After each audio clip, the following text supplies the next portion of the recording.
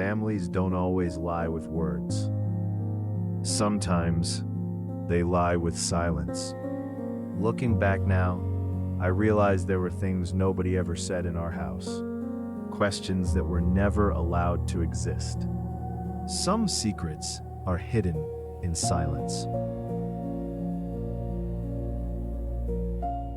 That night didn't end when the lights went out.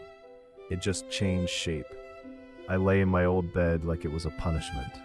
Like I'd returned here for trial, and the house would decide whether I deserved to know the truth or not. The ceiling fan above me was still. It hadn't worked in years. I stared at it anyway, because staring at something that doesn't move feels safer than staring into your own mind. The letter was folded on the bedside table. I didn't touch it again. Some words don't stay on paper. They crawl under your skin. They sit behind your eyes. They turn the simplest memories into evidence. I kept thinking about my father as I'd always known him. The man who taught me to tie a tie with exact angles. The man who believed the world respected order and punished softness. He wasn't cruel. That's the detail that keeps confusing me. He wasn't the kind of man people fear. He was the kind of man people obey. And now I wondered if that obedience had been demanded for a reason I was never allowed to see. The house made the sounds old houses make. A long creak in the hallway, a soft settling of beams. The ticking clock my mother never replaced, even when it ran slightly fast, even when it made the silence feel crowded. I hadn't noticed how loud that clock was as a child. Maybe because it blended in with everything else we never said. From downstairs I heard my mother's footsteps, not steady, not calm, back and forth, the careful pace of someone cleaning without actually cleaning, the pace of someone searching for something they can't name. I could picture her in the kitchen, opening a drawer, closing it, opening it again, as if the right drawer might contain a way to reverse time. Then I heard something else, a small sound, a breath that broke, a quiet sob swallowed quickly. My mother wasn't the kind of person who cried in front of anyone. She was the kind of person who cried into dish towels, into sink water, into the dark. She cried the way people do when they believe grief is a private failure. I stayed in bed. I told myself I was giving her space. The truth was simpler. I was afraid, because once we spoke, once we put words to what had been hidden, this house would never return to its old shape. Silence was the foundation. Silence was the mortar. Silence was the only thing that held our family together, and the letter had cracked it. My mind drifted back to the night I was 15. The memory had always lived in me like a bruise I never pressed.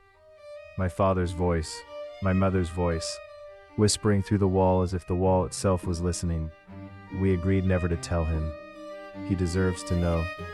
I remembered the specific way my stomach dropped, the way my hands went cold, the way I stood frozen on the stairs because I didn't know where to put my feet without making a sound. I didn't know what the secret was, but I knew who it belonged to. It belonged to me. And I also knew, even at 15, that if I asked, I would be punished.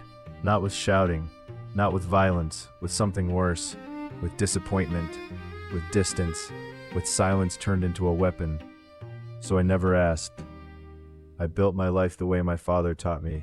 Clean lines, careful choices, no mess, a stable job, a quiet apartment, friends I kept at a comfortable distance, relationships that ended politely before they could get complicated, a routine so consistent it felt like a fence around my mind. I used to think the emptiness inside me was just normal, that everyone felt that quiet ache and simply learned to ignore it. Now I understood something else. The emptiness had an origin. It wasn't my personality. It was a gap where the truth should have been. At 2:17 a.m., I got up and walked to the window. Outside, the yard was dim, washed in pale streetlight. The old oak tree moved slightly in the wind. The attic window above the garage looked like a dark eye. I thought about the wooden box, locked, hidden, buried. I thought about my mother's hands shaking when she saw me holding it. Not anger, not shame, panic, as if the box contained something that could still hurt us. Not a memory, not a regret, something alive, And that was the part that kept my heart racing. Because if the secret was only about love, or betrayal, or an old mistake, why would my mother look like she'd seen a ghost? I went back to the bedside table. I didn't unfold the letter. I didn't need to. I stared at the last line as if staring could change it. Find him before it's too late. Who was him? And what did too late mean? Outside, the wind pressed against the house like someone trying to get in, and in the dark, with the letter only inches away, I realized something I hadn't allowed myself to admit. This wasn't the beginning of the secret. It was the moment the secret finally noticed me. Looking back, morning arrived without kindness. The light that crept through the curtains was thin and gray, like the sky was tired too. My body felt heavy, as if I'd spent the entire night running without moving. When I walked into the kitchen, the smell hit me first. Coffee, burned toast, and the faint scent of something old, dust warmed by heat. My mother stood at the stove, staring at a pan as if it had personally betrayed her. Her hair was pulled back, but loosely, like she'd done it without thinking. She turned off the burner the moment she noticed me, and for a second her hand hovered over the knob, trembling. "Did you sleep?" she asked. Her voice was too neutral, too practiced. "I did," I lied.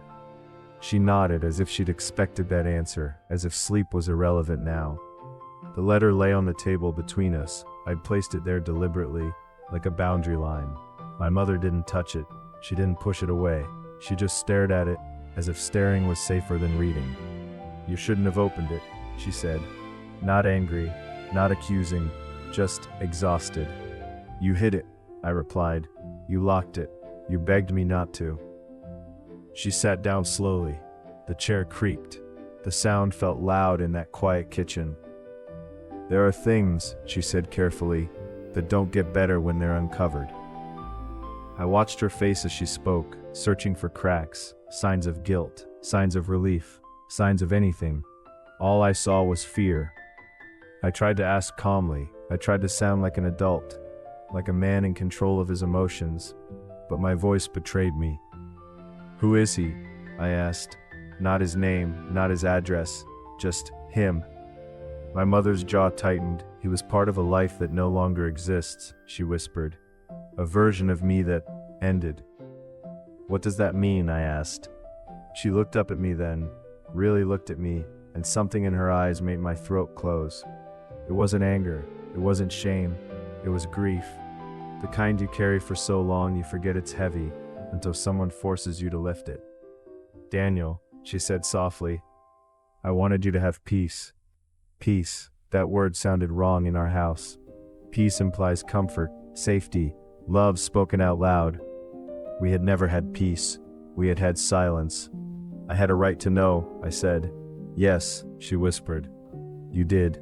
I took a breath and asked the question that had been haunting me since the moment I read the letter. Did my father know? For a moment she didn't answer.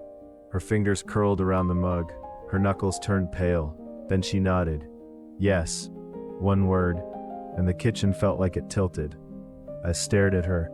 "So you both—" "It wasn't like that," she interrupted quickly, as if the tone of my voice could turn her into a villain.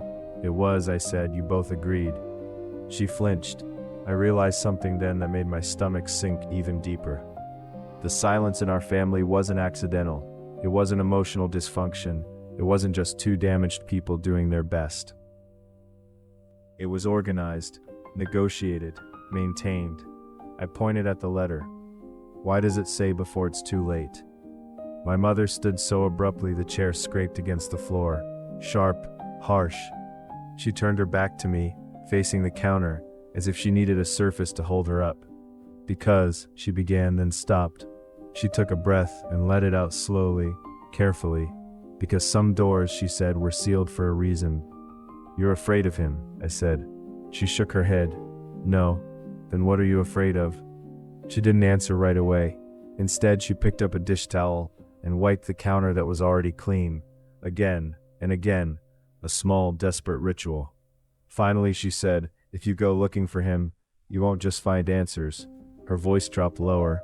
"You'll wake things that have learned how to sleep." "What things?" I asked. She still wouldn't turn around. Not everything from the past stays in the past, she whispered. Some of it waits. That doesn't make sense, I said. It will, she replied. And when it does, you'll wish you hadn't asked. I wanted to shout. I wanted to slam my hand on the table. I wanted to demand details like I was entitled to them. But my father had trained me well. Raised voices were weakness. Emotion was mess. So I stayed quiet. And in that quiet, I realized something painful. My mother wasn't refusing because she didn't trust me. She was refusing because she didn't trust the truth. Because she believed the truth wasn't just information. It was a weapon. I looked at the letter again, at the old handwriting, at the weight of 17 years folded into one page. I'm going to find him, I said. My mother's shoulders stiffened. When she finally turned, her eyes were wet, but her face was calm in the way people get calm when they've accepted their losing. Then I hope, she said quietly, you understand what you're choosing. What am I choosing? I asked. She didn't answer. She just looked at me for a long moment, like she was memorizing my face. My mother left the house after that conversation. She didn't tell me where she was going. She didn't say goodbye. She simply grabbed her coat and keys and stepped outside like the air indoors was too thick to breathe. The door clicked shut behind her, and the silence that followed felt different than before. Not peaceful, not quiet, alert, as if the house itself had been listening, and now it was waiting to see what I would do. I walked through rooms I hadn't entered in years, but I didn't see them the way I remembered. The living room looked smaller, the furniture looked older, the framed family photos on the wall looked staged in a way I'd never noticed. In one photo I was 8 years old, smiling stiffly beside my father. His hand rested on my shoulder, like a claim. My mother stood on the other side, smiling too, but her eyes looked far away. At the time I thought that was normal. Adults were always somewhere else mentally. Now I wondered what she'd been thinking. Was she counting the years until I would find out? Was she rehearsing excuses in her head while I opened birthday presents? I went upstairs, then back down, then upstairs again, restless, unable to settle, like my body wanted to run but my mind didn't know where. Eventually my feet carried me to my father's study. The door had always been a boundary. Even after his death, I hadn't crossed it casually. It was the one room in the house that still felt like his territory. I opened it. The air inside smelled like old paper, wood polish, and faint cologne trapped in the fibers of a chair. The desk was exactly as he'd left it. The lamp angled precisely, the pens aligned, the stacks of documents squared off like bricks, order as protection. I sat in his chair and immediately felt wrong, like I'd stolen something. Then I opened the top drawer, locked. Of course, my father didn't lock drawers because he feared theft. He locked drawers because he believed privacy was power. I searched the desk for a key and found one taped beneath the drawer, hidden, but not cleverly, like he'd expected someone eventually to look. My heart beat harder as I slid the key in and turned it. The drawer opened with a soft click. Inside were files, not many but each one thick, heavy with paper, envelopes marked with dates, a few legal-looking documents clipped together, and near the back, a photograph. It was small and slightly faded, the kind printed at a pharmacy, not professionally. The edges were worn, as if it had been handled often, then hidden. 3 people stood in it. My mother younger, her hair longer, her face softer. My father younger too, but already wearing that same guarded expression. And another man. The third man stood close enough to my mother that their shoulders nearly touched. His face wasn't fully visible, either uneven light, or a bad angle, or deliberate shadow. The way he leaned slightly forward, like he was listening, like he was ready to move, like he carried tension in his muscles. My stomach tightened. I didn't recognize him. I didn't have a memory to attach him to, but something about him felt familiar anyway. Not visually, physically, like my body remembered something my mind had forgotten. I flipped the photograph over. On the back, in my father's handwriting, were only 2 words. Do not.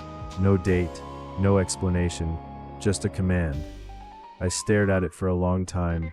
Then I put the photo down and opened the first file. Hospital paperwork. The name of the hospital was printed at the top. It was in the city, our city, but not the hospital my mother always claimed I was born in. I frowned.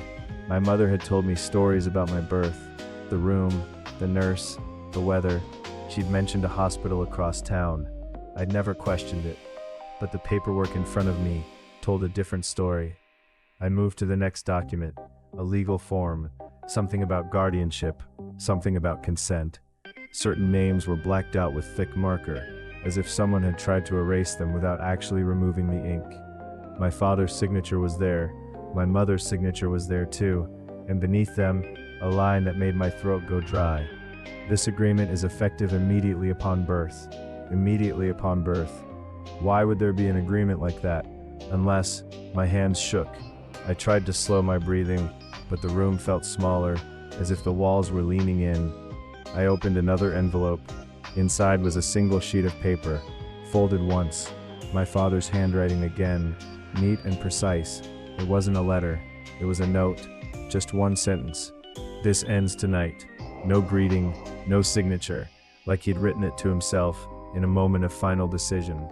I stared at the words until my vision blurred. This wasn't just a family secret. This was a plan, a choice made with intention. And suddenly, my mother's fear made sense in a way I didn't like. Because if this had been planned, then it meant the truth wasn't hidden out of shame. It was hidden to protect something, or someone, or to protect me from something I wasn't supposed to survive knowing.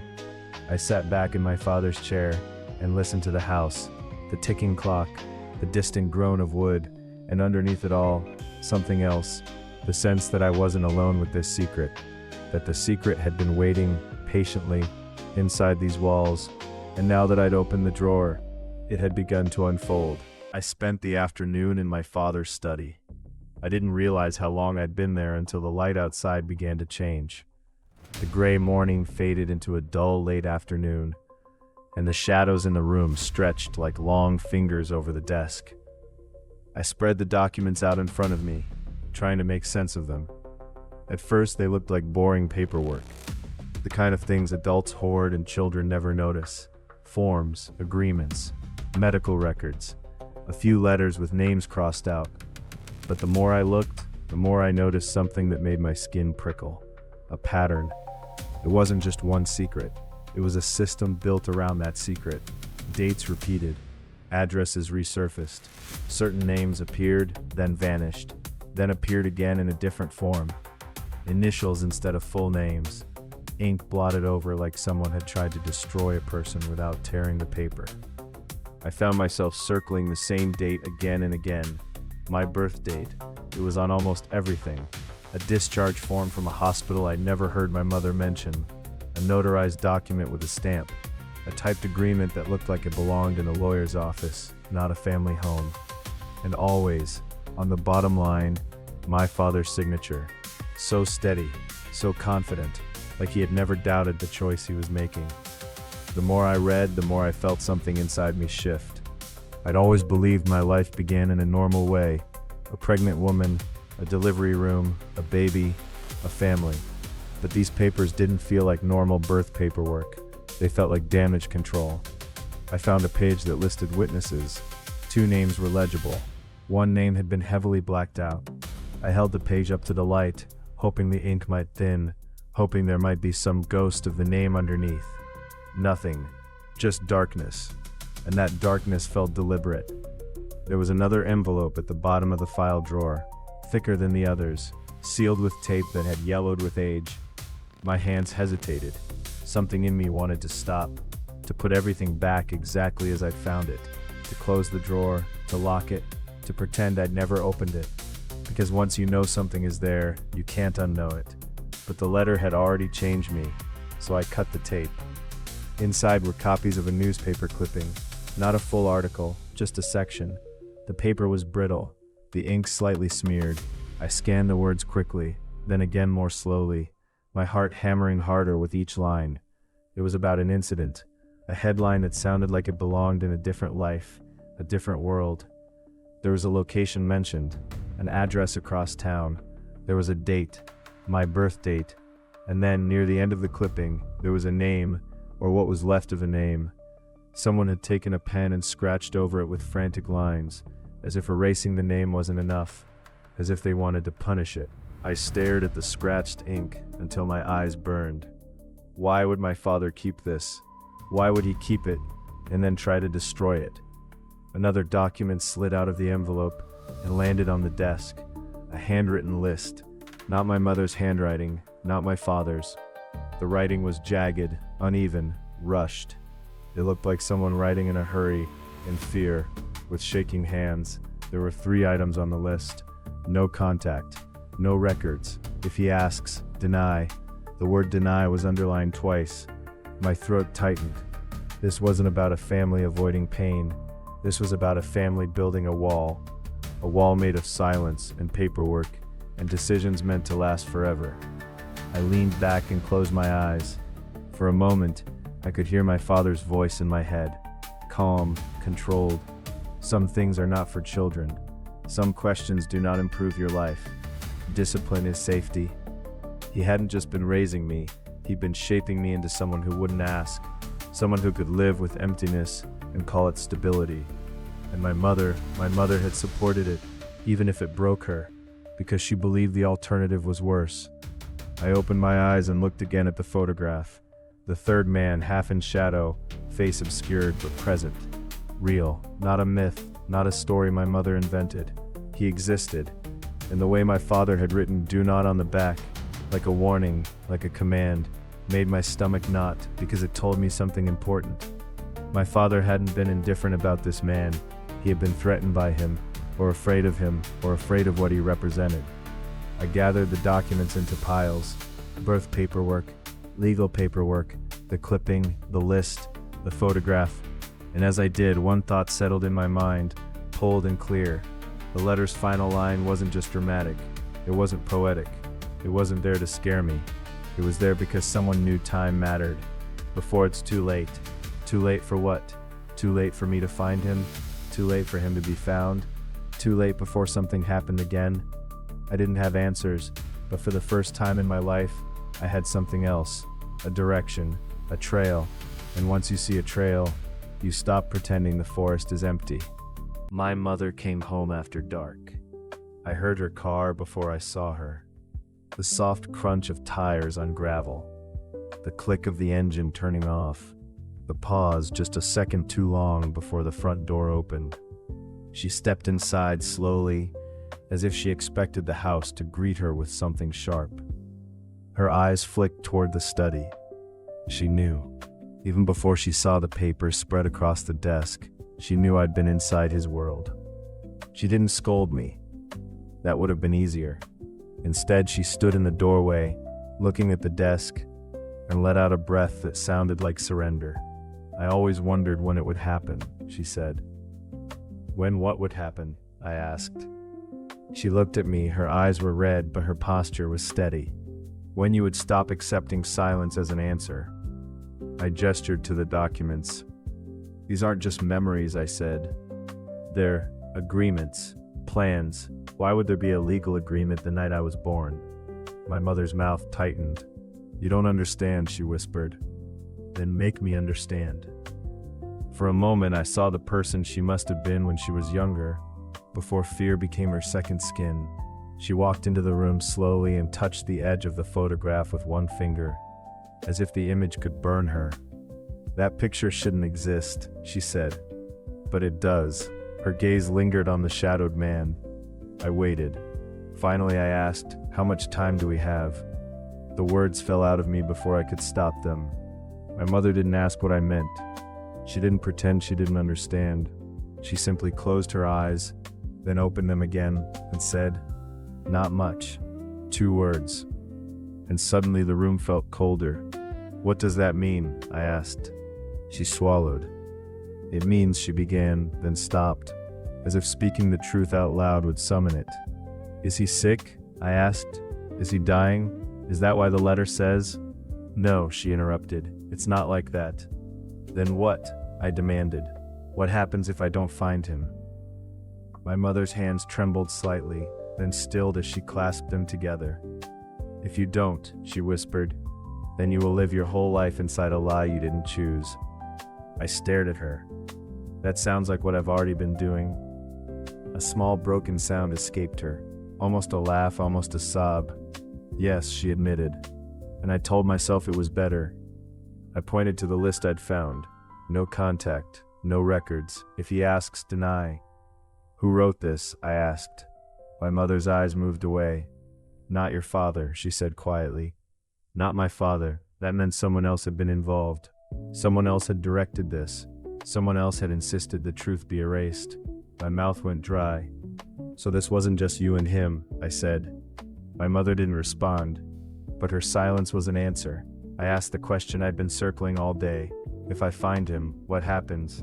My mother looked at me, like she was seeing two versions of me at once. The child she'd protected, and the adult who could no longer be protected. You'll understand why we were afraid, she said. Afraid of him? She shook her head. No, he's not the danger. Then what is? She hesitated. Then she said the sentence that landed like a stone in my chest. The truth is, outside a sound began, soft at first, almost comforting. Rain, a light tapping against the windows, like fingers testing glass. My mother's eyes flicked toward the window, her shoulders tightened. It was such a small reaction, but it told me everything. Rain wasn't just weather in this house. Rain was a memory, a trigger. I leaned forward. Did something happen the night I was born? My mother's lips parted, but no words came out. Her hands gripped the edge of the chair. And in that moment, I realized she wasn't refusing because she wanted to control me. She was refusing because she was terrified of what would come next if she spoke. Not because she would be judged, because something else might be awakened. The rain grew heavier. The sound filled the house, and for the first time, the ticking clock in the hallway disappeared beneath it. Silence lost its grip. My mother finally met my eyes and whispered, "If you go looking, you can't stop halfway." "What does that mean?" I asked. "It means," she said, voice shaking, "that once you begin, the past will begin looking back." That night, I didn't try to sleep. Sleep felt like surrender, and I couldn't surrender to a life I was no longer sure belonged to me. I sat in my childhood room with the letter unfolded on the bedspread. The papers from my father's study were stacked in careful piles beside it. I tried to make order out of chaos the way he would have, but chaos doesn't respect neat piles. It leaks. Downstairs, my mother moved quietly, but not with the same restless panic as the night before. Her footsteps were slower now, measured, like she'd accepted something inevitable. The rain kept falling, no thunder, no dramatic crack in the sky, just constant steady rain, like the world itself was trying to wash something away. I stared at the last line again, "Find him before it's too late." I kept thinking about how my father had written, "This ends tonight," about the list that said deny, about the scratched out name in the newspaper clipping. These weren't the remnants of an affair, they were the remnants of an event, something that required witnesses, agreements, erasure, something that didn't just hurt feelings, something with consequences. And suddenly, too late sounded less like poetry and more like a deadline. I stood and walked to the hallway mirror. I stared at my reflection like a stranger. 32 years old, calm face, controlled posture, eyes that didn't reveal what was happening inside. I looked like my father, not in the obvious way, different jawline, different hair, but in the way I held myself, in the way I kept emotion locked behind my ribs. And that realization made my stomach churn. If he wasn't my biological father, then how had he shaped me so completely? Because biology isn't what makes a person. Time is, habits are, silence is. I heard my mother's bedroom door open downstairs, then footsteps on the stairs, slow, careful. She knocked softly on my doorframe, not entering fully, as if she was asking permission.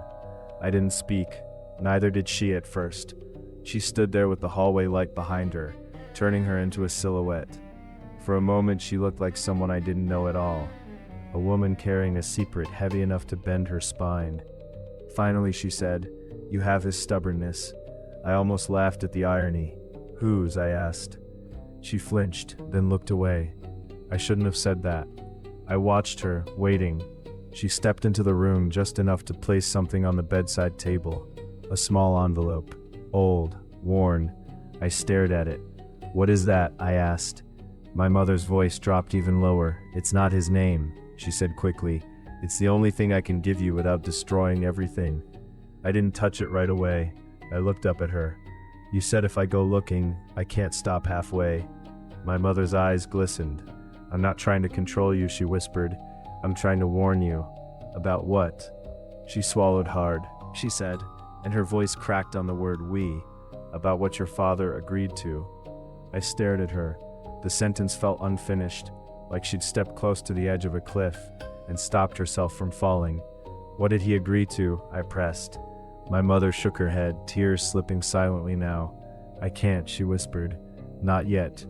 Not yet." Those words were almost worse than silence, because not yet meant there was a moment coming when she would have to. A moment she feared more than anything. I looked back at the envelope. My fingers finally moved. I lifted it. The paper felt fragile, like it had survived too many years hidden in darkness. Inside was a small slip of paper with a few words written in my mother's handwriting.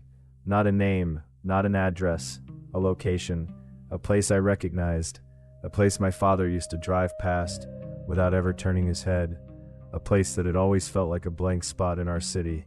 My breath caught. "Why do you have this?" I asked. My mother's voice fell to a whisper. "Because I promised myself," she said, "that if the day ever came, you wouldn't walk into it blind." The rain tapped harder against the window. I held the slip of paper like it was a key and a curse at the same time, and in that moment I understood something with terrifying clarity. This wasn't just about finding a man. This was about finding the part of my life that had been erased. I looked up at my mother. Her face was pale, but her eyes were steady now, as if she'd made a decision. "If you do this," she whispered, "don't tell anyone." "Why?" She hesitated, then said almost inaudible, "Because some people still think you're better off not knowing you exist." My blood went cold. Better off not knowing I exist. That didn't sound like family drama. That sounded like danger. That sounded like the kind of secret that doesn't stay inside a house. It escapes, it spreads, it waits. I looked down at the letter one last time. "Find him before it's too late."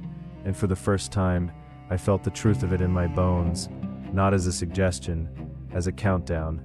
I folded the paper carefully, tucked it into my wallet, and sat back down on the bed. My mother stood in the doorway for a long moment, then turned away, leaving me alone with the rain and the weight of the first real clue. The silence was over, and the past had finally begun to move. And that was the moment I realized the letter wasn't the only secret in our family.